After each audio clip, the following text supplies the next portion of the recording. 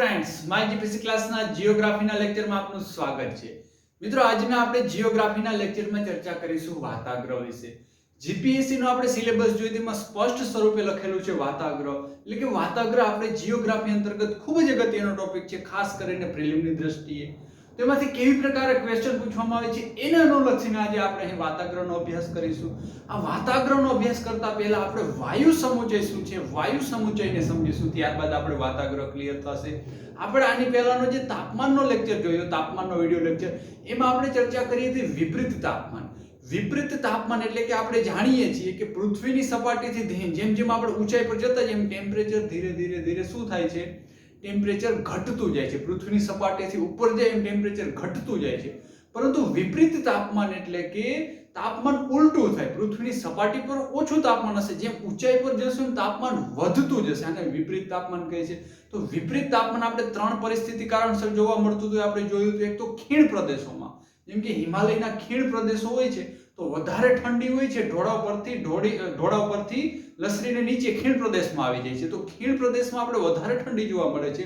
જેમ આપણે ઊંચાઈ પર જઈએ છીએ એ વિસ્તારમાં એમ ગરમી વધતી જાય છે. ત્યારબાદ આપણે બીજું જોયું હતું શિયાળાની લાંબી રાત્રિ. શિયાળાની લાંબી રાત્રિ દરમિયાન આપણે જમીન સપાટી આસપાસ ટેમ્પરેચર ઓછું હોય છે, ઠંડી વધારે હોય છે, અને જેમ જેમ ઊંચાઈ પર જઈએ છીએ એમ એમ ગરમી વધતી જાય છે. એટલું સ્પષ્ટ હતું. ત્યાં આપણે બીજું એ પણ જોયું હતું કે વાતાગ્રહનું સર્જન થશે ત્યારે પણ વિપરીત ટેમ્પરેચર જોવા મળે છે. એ આપણે એની ચર્ચામાં આપણે જોયું હતું કે એની ચર્ચા આપણે વાતાગ્રહની ચર્ચા કરીશું, અહીંયા આપણે એનું વિગતવાર સમજીશું. તો એની પણ અહીં આપણે આજે સમજૂતી મેળવીશું. એ પહેલા આપણે જોઈએ વાયુ સમુચય એટલે શું.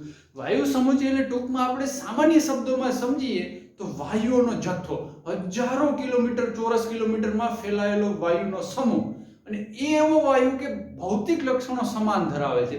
એટલે કે તાપમાન, ભેજ, દબાણ વગેરે જેવા એના ભૌતિક લક્ષણો છે સમાન સ્વરૂપે જોવા મળે છે. એને આપણે વાયુ સમુચય કહીએ છીએ. પરંતુ જોઈએ તાપમાન, ભેજ, આની સાથે સાથે આપણે દબાણ પણ લઈ શકીએ છીએ, ના સમરૂપતા ધરાવતા, એટલે કે આ બધામાં એમાં સમરૂપતા છે, સમાન પ્રકારના લક્ષણો જોવા મળે છે. તો આવા વાયુના વિશાળ જથ્થાને વાયુ સમુચય કહે છે. આવા કોઈ વાયુ સમુચયને ભૌતિક લક્ષણો એક સમાન હોય છે. ભૌતિક એટલે કે તાપમાન, ભેજ, દબાણ વગેરે જેવા લક્ષણો એક સમાન જોવા મળે છે. અને આ છે હજારો ચોરસ કિલોમીટરમાં ફેલાયેલો હોય છે. કેટલા હજારો ચોરસ કિલોમીટરમાં એક વાયુ સમુચય ફેલાયેલો હોય છે. જેમ કે ગરમ અને ભેજવાળા, ત્યારબાદ ઠંડા અને સૂકો વાયુ સમુચય. આ એક પ્રકારના લક્ષણો ધરાવે છે. એક પ્રકારના લક્ષણો ધરાવતો વાયુનો જે જથ્થો છે વાયુ સમુચય એ હજારો ચોરસ કિલોમીટરમાં ફેલાયેલો હોય છે. તો આ થઈ ગયું આપણું વાયુ સમુચય થઈ ગયું. હવે વાતાગ્રહમાં આવે. વાયુ સમુચય બાદ હવે આવીશું વાતાગ્રહમાં. ટૂંકમાં વાતાગ્રહ એટલે કે બે વિપરીત લક્ષણો ધરાવતો વાયુ સમુચય. એટલે કે એક ગરમ વાયુ સમુચય છે, એક ઠંડો છે. વિપરીત લક્ષણો થઈ ગયા. બંને વાયુ સમુચય જ્યારે અથડાય છે, કોઈ સપાટી પર ભેગા થાય છે બંને વાયુ સમુચય, તો આ બંને ઠંડો અને ગરમ વાયુ સમુચયને અલગ પાડતી જે ભેદ રેખા છે એને આપણે ટૂંકમાં વાતાગ્રહ તરીકે ઓળખીએ છીએ. એ આપણે અહીંયા ફિગર દ્વારા પણ સમજીશું. હવે વાતાગ્રહ એટલે શું છે? વિપરીત વાયુ, વિપરીત લક્ષણો ધરાવતા. કેવા? વિપરીત લક્ષણો ધરાવતા એક ઠંડો વાયુ સમુચય, એક ગરમ વાયુ સમુચય, બંને જે સપાટી પર ભેગા થાય છે ત્યાં વિક્ષોભનું સર્જન થાય છે, વિક્ષોભ થાય છે. અને આ વાયુ સમુચય ભેગા થાય છે તો વિક્ષોભ થાય છે, અને એ સપાટી આસપાસ ચક્રવાતનું પણ સર્જન થાય છે. અને ત્યાં આપણે વરસાદ પણ જોવા મળતો હોય છે, લાંબા ગાળાનો વરસાદ, ગાજવીજ સાથેનો વરસાદ. એટલે કે આપણે વરસાદનો અભ્યાસ કરી તેમાં જોયું હતું કે વાતાગ્રહ છે, વાતાગ્રહના આધારે પણ વરસાદ થાય છે. તો વાતાગ્રહ શું છે એ અહીં આપણે આજે સમજી રહ્યા છીએ. તો એને કહેવામાં આવે છે વાતાગ્રહ. હવે આ વાતાગ્રહ છે એના પણ 4 પ્રકાર પડે છે. એ આપણે ચારે ચાર અલગ અલગ પ્રકાર જોઈશું, કેવી રીતે એના 4 પ્રકાર પડે છે, એના કેટલાક લક્ષણો પણ આપણે જોઈશું. તો આ આપણી થઈ ગઈ વાતાગ્રહની. એટલે કે એક વાયુ સમુચય અને બીજો વાયુ સમુચય બંને સામે આવે છે, આ બાજુથી આવે છે, આ બાજુથી, બંને જ્યાં ભેગા થશે ત્યાં અલગ ભેદ રેખા બને છે. આવી ભેદ રેખા બને છે. આ ભેદ રેખાને આપણે વાતાગ્રહ તરીકે ઓળખીએ છીએ. આને આપણે કહીશું વાતાગ્રહ. ઓકે, ક્લિયર થઈ ગઈ ડેફિનેશન વાતાગ્રહની, શું વ્યાખ્યા છે. આ થઈ ગયું વાતાગ્રહ. હવે વાતાગ્રહની અંતર્ગત જ આવે છે બીજું વાતાગ્રહ ક્ષય. વાતાગ્રહ ક્ષય, વાતાગ્રહ અને ક્ષય એટલે કે એનો નાશ થવો. એનો મતલબ શું? હવે આ બંને જે વાયુ સમુચય છે બંને એકબીજાથી અલગ થઈ જાય. અલગ જે લક્ષણો, વિપરીત લક્ષણો ધરાવતા વાયુ સમુચય અલગ થઈ જાય, અથવા તો બંનેમાં મિક્સ થઈ જાય કે બંને વચ્ચે જે ટેમ્પરેચરનો ગેપ હતો, ટેમ્પરેચરનો જે ગેપ હતો એ ગેપ ભૂરાઈ જાય. બંનેનું ટેમ્પરેચર સમાન થઈ જાય ને ત્યારે વાતાગ્ર છે આ વાતાગ્ર નાશ થઈ જાય છે, બંને એકબીજામાં સંપૂર્ણપણે ભળી જાય છે, એને આપણે કહીએ છીએ વાતાગ્ર ક્ષય તરીકે ઓળખીએ છીએ. આ થયું વાતાગ્ર. હવે આપણે વાતાગ્રના પ્રકારો જોઈશું એટલે વધારે આપણને સ્પષ્ટ થશે. વાતાગ્રના કુલ 4 પ્રકારો જોવા મળે છે. એ આપણે એક એક પ્રકારો એને આપણે વિગતવાર જોતા જઈએ. પ્રથમ આવે છે ઉષ્ણ વાતાગ્ર. ઉષ્ણ વાતાગ્ર એટલે કે ગરમ વાતાગ્ર. હવે આનો મતલબ શું થયો? ઉષ્ણ વાતાગ્ર, અહીંયા ઠંડુ વાતાગ્ર આપણે કીધું છે.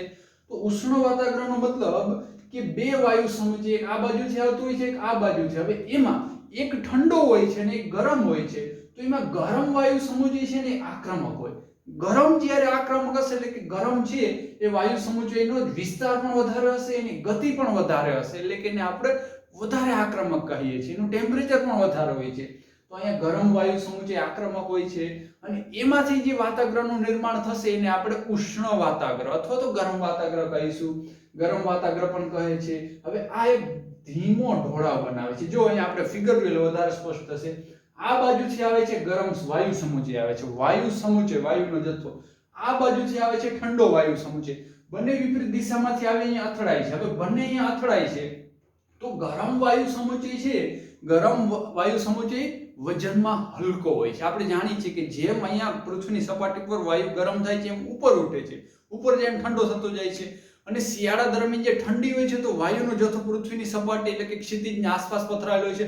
ટૂંકમાં ઠંડો વાયુ સમુચય છે ભારે હોય છે, વજનમાં ભારે હોય છે. કોની સાપેક્ષ? ગરમ વાયુ સમુચય. તો ગરમ વાયુ સમુચય હલકો છે. તો હલકો છે તો સ્વાભાવિક છે કે હલકો છે એ ઉપર જવાનો છે, જે ગરમ જે વધારે ભારે છે એ ભારે છે નીચે રહેવાનો છે.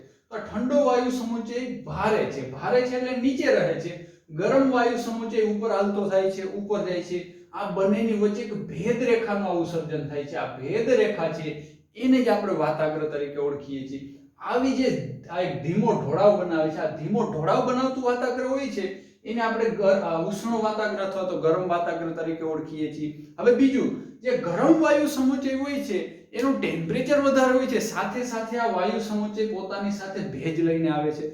ગરમ હશે એની સાથે પોતાની પાસે ભેજ રહેલો હશે કંઈ. હવે અહીંયા શું થાય છે? ગરમ વાયુ સમુચય ઉપર ઉઠે છે, ગરમ ઉપર ઉઠે છે, પોતાની પાસે રહેલો ભેજ છે.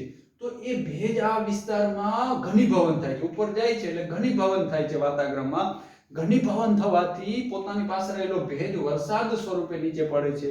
તો અહીંયા આનું લક્ષણ છે ધીમી ધારે લાંબા સમય સુધી વરસાદ જોવા મળે છે. તો કયા પ્રકારના વાતાગ્રમાં ધીમી ધારે લાંબા સમય સુધી વરસાદ જોવા મળે છે? તો ઉષ્ણ વાતાગ્ર, ગરમ વાતાગ્ર છે એમાં ધીમી ધારે લાંબા સમય સુધી વરસાદ જોવા મળે છે. કારણ કે ધીમો ઢાળ બનાવે છે, બહુ લાંબો ઢાળ નથી બનાવતો, ધીમો ઢાળ બનાવે છે એટલે લાંબા વિસ્તારમાં પથરાઈ જાય છે. લાંબા વિસ્તારમાં પથરાઈ જાય એટલે કે એનો વિસ્તાર પણ વધારે હશે વરસાદનો, ધીરે ધીરે વરસાદ આવે છે, ગાજવીજ સાથે આવતો નથી અને લાંબા સમય સુધી વરસાદ જોવા મળે છે. તો આ થઈ ગયું આપણું ઉષ્ણ વાતાગ્ર. એના કેટલાક લક્ષણો જોઈએ, એની આપણે આકૃતિ પણ જોઈએ. આકૃતિ દ્વારા આપણે એને સમજીએ એટલે વધારે ક્લિયર થઈ જાય છે.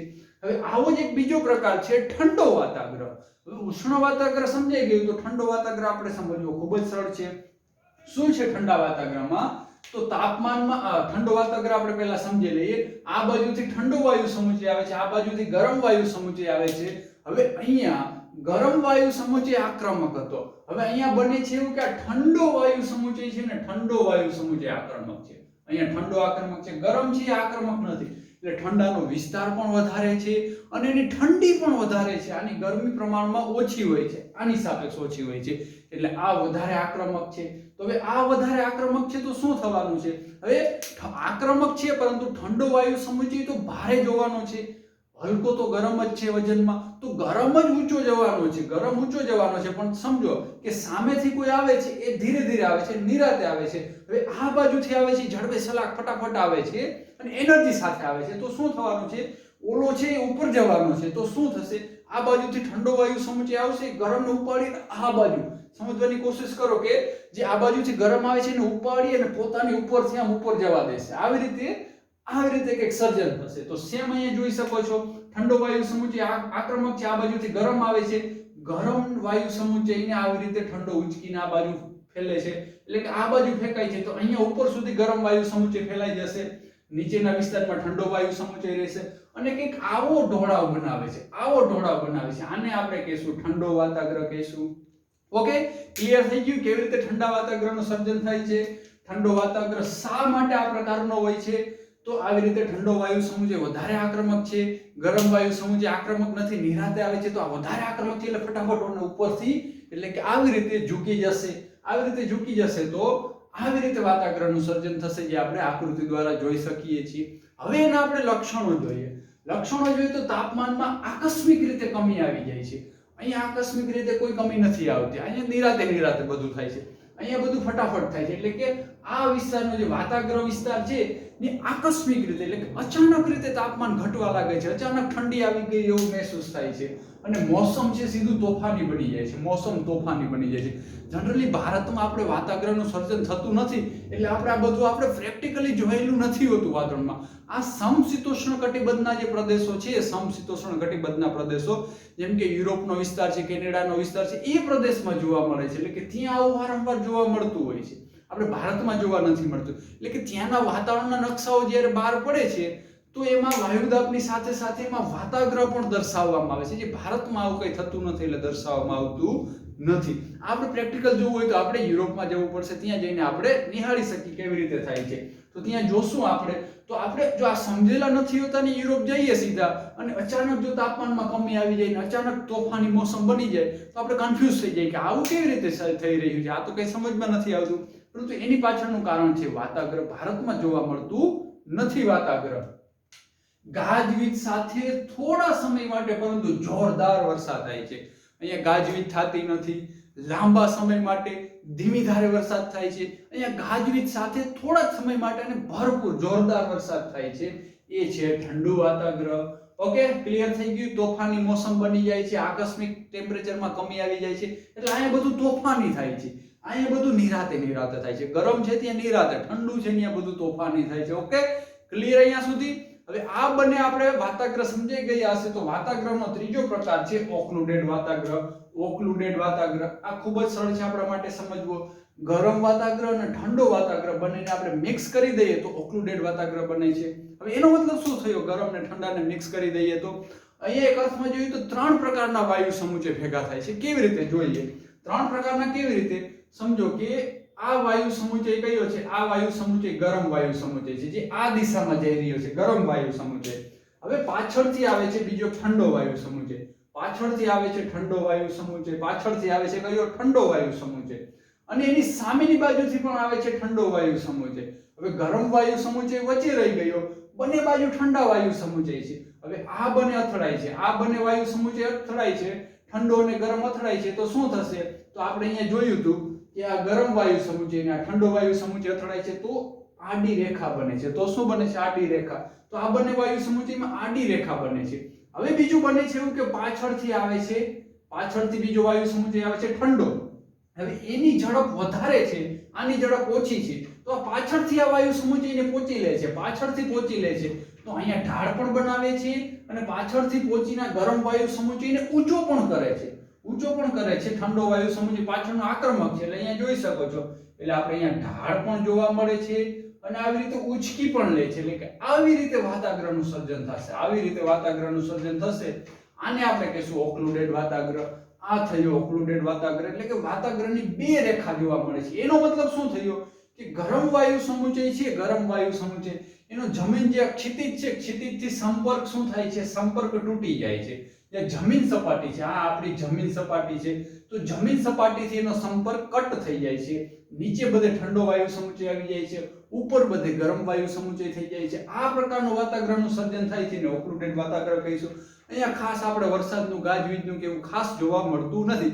ક્યારેક વરસાદ થઈ શકે છે પરંતુ આ બંનેની જેમ અહીંયા સ્પષ્ટ રૂપે થતો નથી. આને કહીશું ઓક્લુડેડ વાતાગ્રહ. Okay, clear? અહીંયા ઠંડો વાયુ સમુચય છે, પાછળથી સામેથી પણ ઠંડો વાયુ સમુચય આવે છે. આ વચ્ચે ગરમ વાયુ સમુચય રહી ગયો એટલે ગરમ વાયુ સમુચયનો સંપર્ક તૂટી ગયો જમીન સાથેથી. પાછળથી આવતો તો એને પહોંચી લીધો આ વાયુ સમુચયને, અને સામેથી આવે છે બંને અથડાણા. ક્લિયર?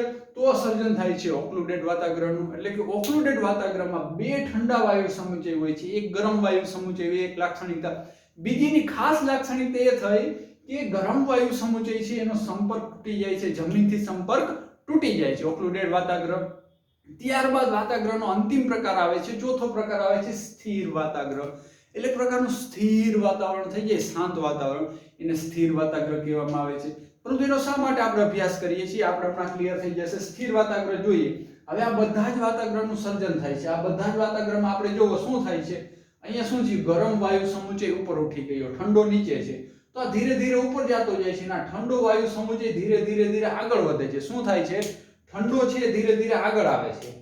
ઠંડો ધીરે ધીરે આગળ આવશે તો જેમ જેમ આગળ આવશે આ વાયુ સમુચય ઉપર ઉઠતો જશે.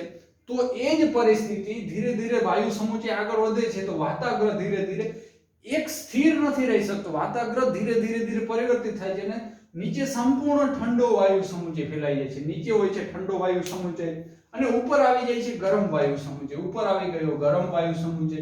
હવે આ બંનેની વચ્ચેની ભેદ પાડતી જે રેખા છે એ રેખા હવે જમીન સપાટી જે ક્ષિતિજ છે, ક્ષિતિજને સમાંતર આવી જાય છે.